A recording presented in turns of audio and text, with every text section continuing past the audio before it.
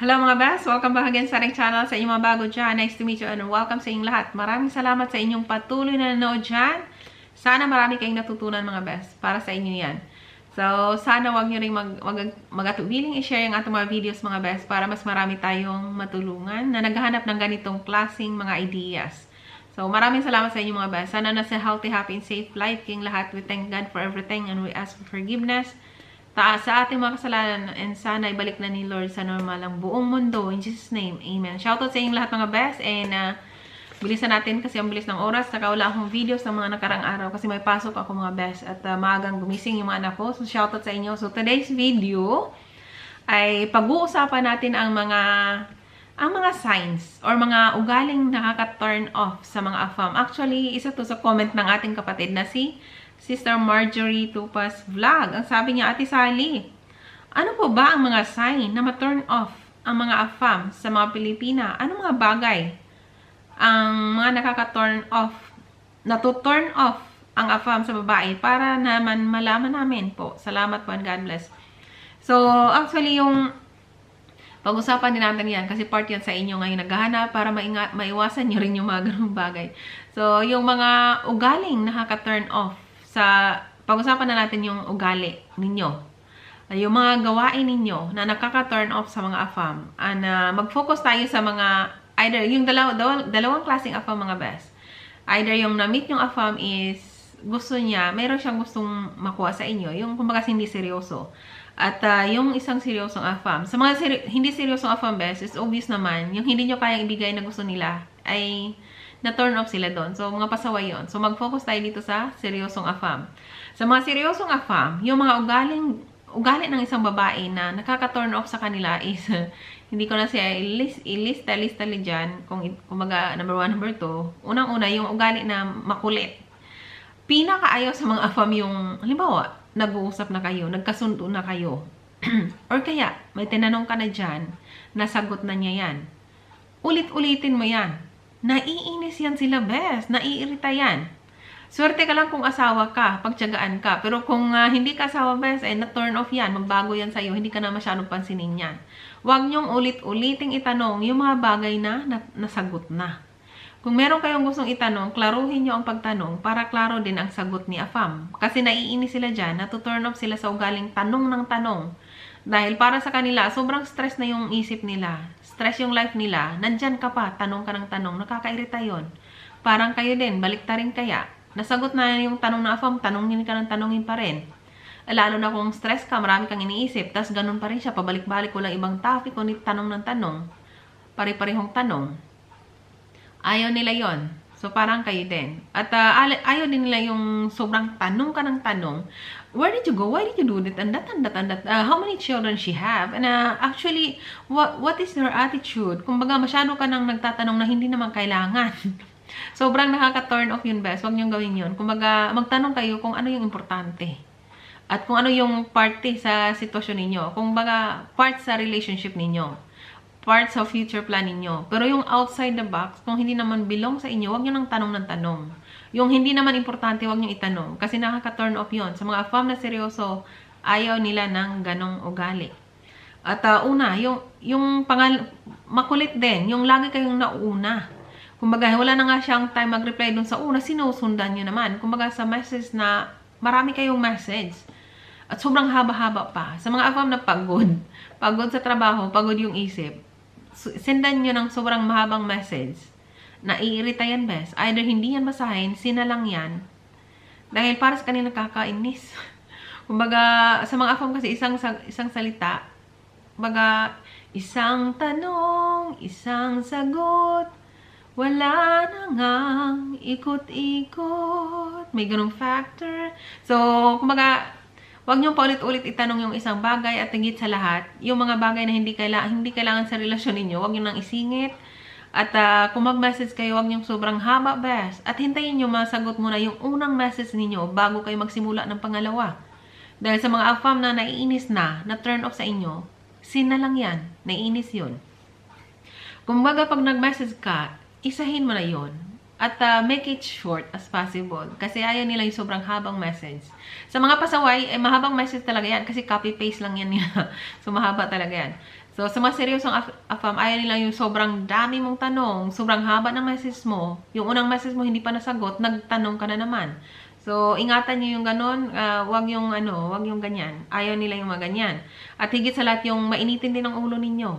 Kasi sa mga afam, stressful yung life. Kailangan nila ng babaeng kalmado. So, dapat be calm, be sweet as possible as you can. At maging malambing ka, caring ka. Yun ang gusto ng mga afam.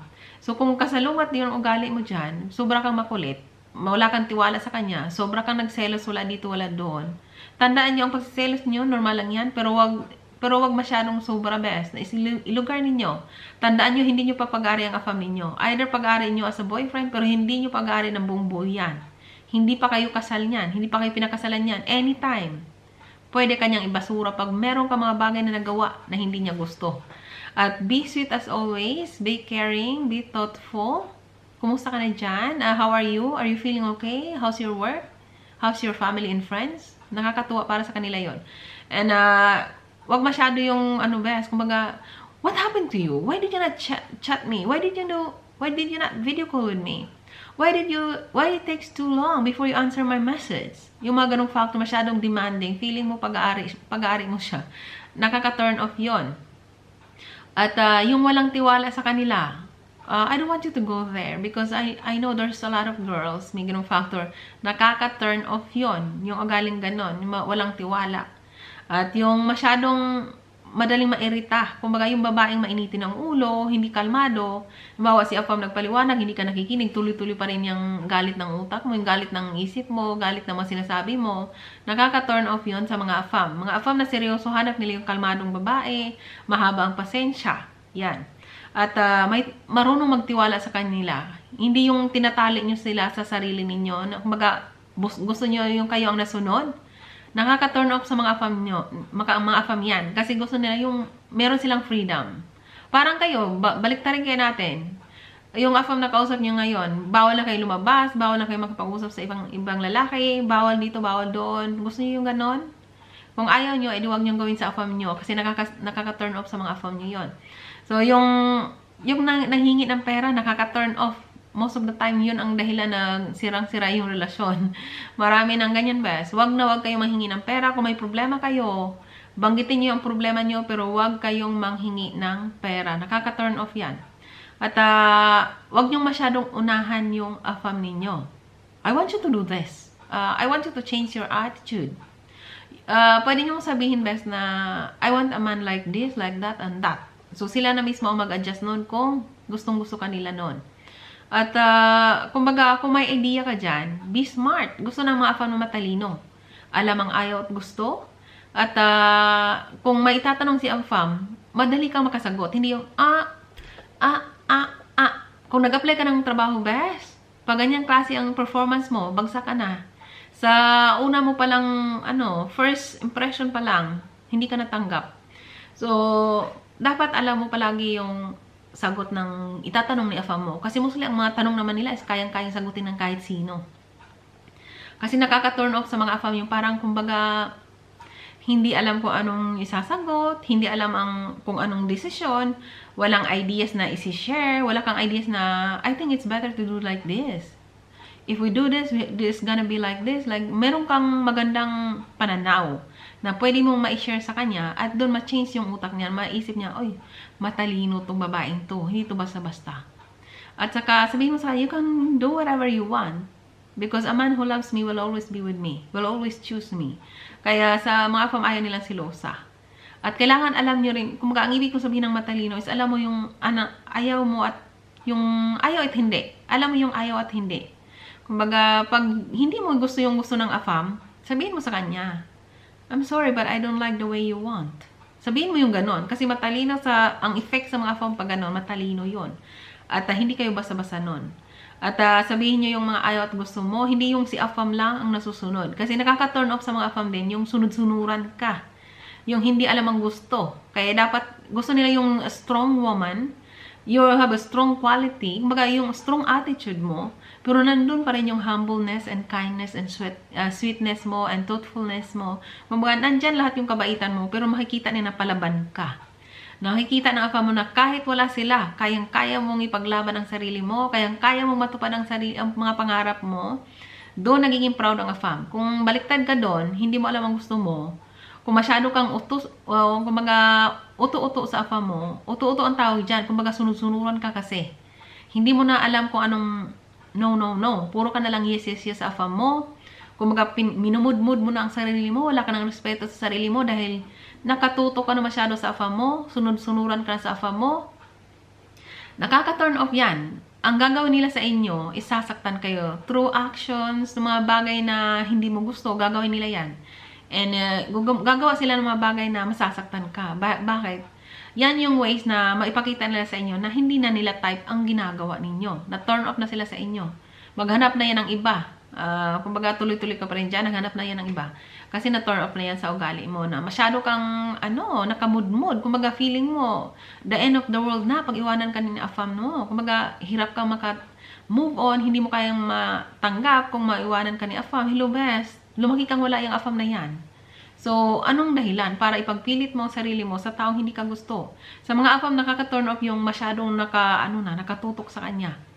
Masyadong na-feel ni affirm na utos-utos, kaya ka na niyang pagsabihan ng hindi maganda. Kasi, kahit na pagsabihan ka na ng hindi maganda, nandyan ka pa rin. So, na-turn off na yan sa'yo kasi hindi mo kaya ipaglaban ang sarili mo. Kasi, na-turn off yan sa iyo at ang gagawin nila is gagawa pa yan ng mga bagay na alam niyang masasaktan ka. Pagsasabihan ka ng hindi maganda na alam niyang hindi mo gusto. So, kasi na-turn off na yan sa'yo, hindi ka na mahal niyan. Hindi ka na type. So, marami pang mga bagay na nakaka-turn off. Isipin niyo lang yung mga bagay na ayaw niyong gawin ng affirm ninyo sa inyo. Yan din yung ayaw ng mga affirm na gawin ng babae nila. Gawin ng mga babae sa kanila. So, ilagay niyo yung sarili niyo sa buhay ng isang affirm para mag-gets nyo rin yung mga ayaw ng affirm, yung mga nakaka-turn off. Kumbaga sa side ninyo ngayon, anong mga ugali ng affirm na nakaka-turn off sa inyo? Yung walang masyadong time and effort? Baliktarin nyo, ganun din sa affirm. Yung mga babaeng walang masyadong time and effort, ma-feel nila na mukhang maraming mukha to. Marami pa tong kausap. So sa mga affirm na seryoso sa inyo, gusto nila yung may time and effort din kayo sa kanya. Kahit hindi masyadong lagi, basta meron ka talaga kayong time and effort sa kanya. At higit sa lahat, kung may itatanong yan sa inyo, dapat nasagot nyo ng maayos best. Huwag nyo masyadong patagalan, kasi baka may iba pa yung gustong itanong, ang tagal mo masagot yung una. So, kung may time ka talaga, you have to give time and effort sa affirm na gusto mong makasama habang buhay. Lalo na pag na-feel yung seryoso yan, kung may tanong yan, sagutin nyo kaagad hanggat maaari. Hindi naman yung ganun. Pero hanggat maaari, huwag nyo patagalin, sagutin nyo. Kasi baka meron pa yung gustong itanong na kasunod. Kasi nakaka-turn off sa kanila yung sobrang tagal sagutin. Parang masyado ka na atang busy. Kasi sa mga affirm, need nila yung babaeng talagang alam nilang seryoso din sa kanila. So, you have to give your time and effort sa mga affirm na seryoso sa inyo. Otherwise, yung affirm niyo is ma-turn off sa inyo. Imbes na seryoso yan at gusto kayong mapakasalan, magkasama habang buhay, wala kayong masyadong time and effort, kaya hindi yan ibibigay sa kanya. Nakaka-turn off din sa mga affirm yung hindi masyadong mag-appreciate ng mga bagay na ibibigay nila sa inyo. Sa mga opinions na ibibigay nila sa inyo, mga ideas na ibibigay, minions, sa mga ideas na ibibigay nila sa inyo, hindi kayo marunong mag-appreciate. Nakaka-turn off yan. Sa mga, may nagagawa silang, nagpadala sila ng pera sa inyo, hindi nyo na-appreciate. Kumbaga, maliit lang naman pinadala ni affirm. Hindi na ako magsabi sa kanya ang binili ko, anong ginagawa ko. Hindi na ako magpasalamat sa kanya, bahala siya. Ang liit lang binigay niya. Sa mga affirm, mostly nakikita nila yung babaeng hindi pera yung habol kasi pinapadalhin nila ng maliit. Sobrang daming pasalamat. Sinabi ko anong ginawa. So, hindi mo naman required na sabihin anong ginawa mo, pero nasa sayo na rin yan. Kasi ikaw kaya ang magpadala sa taong gusto mong tulungan. Gusto mo rin malaman kung nagamit ba sa matinong paraan yung pinapadala mong pera. parang baliktarin mo rin yung sarili mo. Halimbawa, ikaw nagsikap ka, nagtrabaho ka dyan, tapos yung pera, binigay mo dun sa isang tao kasi gusto mong tulungan. Tapos nagbuha ka lang tanga doon kasi hindi mo alam pinagagawa doon. Tinulong ba yung pera na yun o wala? So parang, ano ba yan? Nakaka-turn off. Parang ganun din sa AFAM. So kung halimbawa, nagbigay si AFAM ng konting pera sa inyo, sabihin nyo, from what you give to me, I did a lot of things. Kumbaga, nagawa ko to, ganito, tinulungan ko siya, nabili ko yung importanteng bagay, nakabili ako ng bigas, kung ano pa dyan, tuyo, or kaya gamot, nabili mo yung mga ganong bagay. Kahit magsalita ka lang ng ganon, sobrang proud na proud si AFAM sa'yo. At higit sa lahat, magsikap yan na madagdagan yung napadala niya. Kasi sa maliit na bagay, mapagkatiwalaan ka. Hindi yung sa maliit na bagay, bahala ka dyan, AFAM ka. Ano ba yan? Ang liit ng padala mo dyan, bahala ka dyan, walang pakialam sa'yo. Maghanap na ako ng ibang AFAM. Ang tanong, ang AFAM mo mahanap best, seryoso ba? Kahit hindi yan malaki yung padala niyan, kung taos puso yan, yun ang mahalaga. Masipag at may pangarap yung AFAM ninyo, mahal kayo at walang iba, yun ang mahalaga best. Tandaan nyo yan. Maraming nakaka-turn off sa mga AFAM. Basta tandaan nyo lang kung ano yung mga ayaw nyong gawin ng AFAM ninyong matino. Kayo ang naghanap ng matinong AFAM. At ang AFAM na lumapit sa inyo ay gumawa ng mga bagay na hindi nyo gusto. Mostly sa mga seryosong AFAM, ganun din ang feeling nila. So, kung ayaw nyong gawin sa iba, kung ayaw nyong gawin ng ibang tao sa iyo, huwag mong gawin sa kanila. So, marami talaga nakaka-turn off. Ingatan nyo lang na huwag kayong masyadong maging atat na ganito. Huwag nyo masyadong ipakita na si AFAM lang kumbaga, si AFAM lang ang umiikot sa buhay mo at si AFAM lang ang nag-iisa sa mundo. Huwag mong isipin yung ganun, best. Ipakita mo rin sa AFAM mo na kahit wala siya, kaya mo magtagumpay. Kasi nakaka-inspire sa mga AFAM yun. Lalo silang nagpupursige na makuha ka dahil hindi ka basta-bastang mahanap.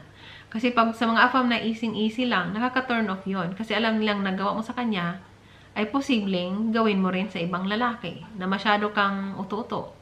So, nakaka-turn off sa kanila yon, yung masyado kang malambot, hindi marunong magsabi ng no, hindi ka nagtatanong. Kumaga para sa kanila, hindi matalino yung babaeng hindi nagtatanong. So, gusto nila yung babae nagtatanong, pero wag naman sobra. Yun nga sabi ko, no, pag yung itatanong mo is related naman sa sitwasyon ninyo. Hindi yung nagtatanong ka, how's your neighbor?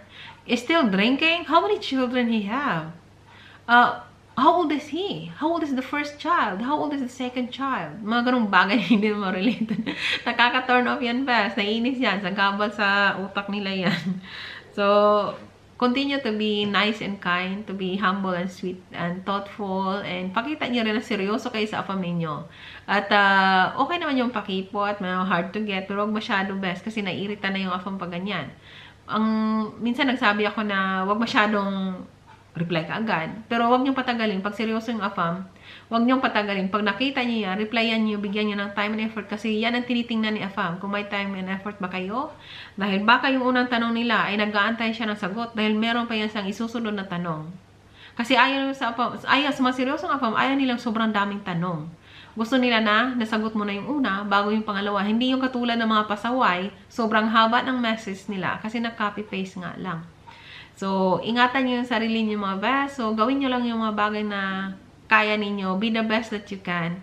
Basta wag nyo lang ipakita na si AFAM ang nag-iisang AFAM sa mundo. Kasi, mahirap yon. Mahirap yung masyado kayong nagpapakitang in love kayo sa AFAM ninyo. Be the sweetest person. Baga, maging joker ka rin. Kailangan din sa mga AFAM kung yung joker. Kasi pag masyadong seryoso, minsan nakaka-turn off. Kasi gusto nila sa mga babae na masayahin, ganon. Kung mas kabila ng mga pagsubok, marunong pa rin ngumiti. Ganon. Maraming ideas, mga ganon. Yun ang gusto ng mga AFAM. Pag wala ka doon, yun yung nakaka-turn off sa kanila. Kasi mas seryosong AFAM, gusto nila yung kahit pa paano magkaroon ng kulay yung buhay nila, ma-feel nila na meron taong magmamahal sa kanila, ganon. Lalo na sa mga AFAM na talagang nag-iisa at hindi pa nakaranas ng pagmamahal. Nako, mahirap. Mga ganong factor ko, uhaw na uhaw sa ano yan. Uhaw na uhaw sa atensyon yan. Kailangan din nila yung mga babaeng mahaba ang pasensya, maraming, kumbaga, may concern sa kanila. Yun, mga ganon. Yun ang gawin nyo. Pag kasalungat yan ang gawin nyo, ay nakaka-turn off talaga yan. Yung wala kayong concern, wala kayong pake, nakaka-turn off yan. Yung nakaka-irita yung ugali nyo, mainitin ang ulo ninyo, kunting bagay lang, umiinit ang ulo ninyo. Mahirap yun. Gusto ng AFAM yung babaeng kaya din silang kontrolin. Kaya mong kontrolin yung AFAM mo, best. Ang ibig sabihin na Halimbawa, may mga ugali siyang hindi mo gusto, sabihin mo sa kanya. Because a man loves you will change. A man who loves you will change his attitude in order for you to love him. Kumbaga naisip ko kasi yung mga bagay na, minsan may mga ugali din kasi yung mister ko before na, minsan mabilis mag-decide yan na pag ito, ay sinasabi ko rin na ganon. Hindi naman lahat ng tao ay pareha ng nasa isip mo. Kaya you have to put yourself to the situation of the other. Hindi yung kung siya ay ganito siya, ganito ang feeling niya, is ganun din ang feeling ng iba. So, lagi kong sinasabi sa kanya, even brothers and sisters doesn't have the same character. Paano na lang yung iba? So, I always give my ideas and opinions to my husband. So, nagkaroon siyang idea ng ganun. So, gusto ng mga family yung ganun din. Kumbaga, merong taong kaya din nilang yung sarili nila na makinig. Kasi sa mga afam na alam nilang hindi ka respeto, eh, kahit anong sabihin mo dyan, basta hindi makinig. Pero kung ikaw naman yung kagalang-galang, eh, anong sasabihin mo, nirespeto ka niyan. At lalo na pag ikaw yung babae, hindi basta-bastang mahanap, eh, si afam, eh, talagang gagawa talaga ng mga bagay na lalong mapalapit sa iyo. Kaya ang advice ko lang sa inyo, iwasan yung mga bagay na ayaw niyong gawin ng ibang afam sa inyo. Kasi yun ang nakaka-turn off sa mga afam. Yung mga bagay na gusto mong, ito yung mga bagay na ayaw mong gawin ng afam na sa inyo. Kung ano yan, hindi wag nyo rin gawin sa iba. Kung halimbawa, nairita kayo dahil sobrang message ng message. Pag maraming message, wag nyo rin gawin sa afam ninyo na sobrang daming message. Tandaan nyo, mag-message kayo, hintayin nyo masagot yung una bago kayo magsimula. At maging kalmado kayo. Kasi sa pagkikipagrelasyon ng mga afam, marami dyan best, kung ano yung gusto nila, yun ang nasusunod. Kaya dapat kalmado kayo. Minsan mainit ang ulo nila. Dahil marami silang iniisip. Stressful yung life nila. So, kaya nyong i-handle yung ganon. Mahaba ang pasensya ninyo pag ganon. So, halimbawa, pag medyo mainit ang ulo niya, dapat kalmado ka. Kasi yun ang gusto ng mga afam. Pag mainit ang ulo nila, mainit ang ulo mo, ay nakaka-stress yun. Turn off na yun ba. So, good luck sa inyo. Sana marami kayong natutunan at marami pa dyan best. Basta, be the best sa chikan. Kung hindi kayo tanggap ng afam ninyo, bilang kayo, ibasura nyo yung afam nyo. Sobrang daming afam na posibleng magtataglay talaga ng ugaling gusto nyo. Yung mahal kayo, tanggap kayo, ano kayo, proud sa inyo, at nandyan palagi sa inyo. Lalo na pag may problema kayo, ma-feel nyo hindi talaga kayo nag-iisa. Sobrang daming afam dyan. Basta, don't change yourself para magustuhan ng iba. Kasi mahirap yon. Be the best, Bisaya. Shout out, Bisaya. Shout out. Itaas ang mga paa. So, mga ganong factor lang. Be who you are. Be proud of yourself. Mahalin mo ang sarili mo. Hindi yung lusyang ka na ng lusyang ka na. Eh, ingatan mo rin ang sarili mo best para maging proud si afam mo. Kasi pag sobrang lusyang mo na, hindi mo na ingatan sarili mo, nakaka-turn off na siya sa mga afam. So, be the best that you can. Be beautiful. Kumbaga, hindi mo nang kailangan maglagay ng mga uling sa mukha mo. Just be proper. Malinis ka. Minsan maging dugyutin ka rin. Okay lang din yan. Ganon din naman ako sa mister ko nung una. Nung nag-sessions pa ako. Kumbaga, nung kausap ko pa lang siya, eh, pinapakita ko rin talaga yung ano yung ako na parang wala akong bihis, wala akong ligo. Doon mo nakikita best kung mahal ka ng afam mo. Diba, wala kang ligo, bungis-ngis ka. Minsan sobrang linis mo rin, nakakaligo ka, nakabihis ka. Kumbaga, be who you are. Kasi ang afam na nagmamahal sa'yo, maging masaya yan para sa'yo best. Kahit ano pa yung ginagawa mo dyan. Maging proud yan sa inyo. So, good luck sa inyong lahat mga best. Take care and stay safe. God bless.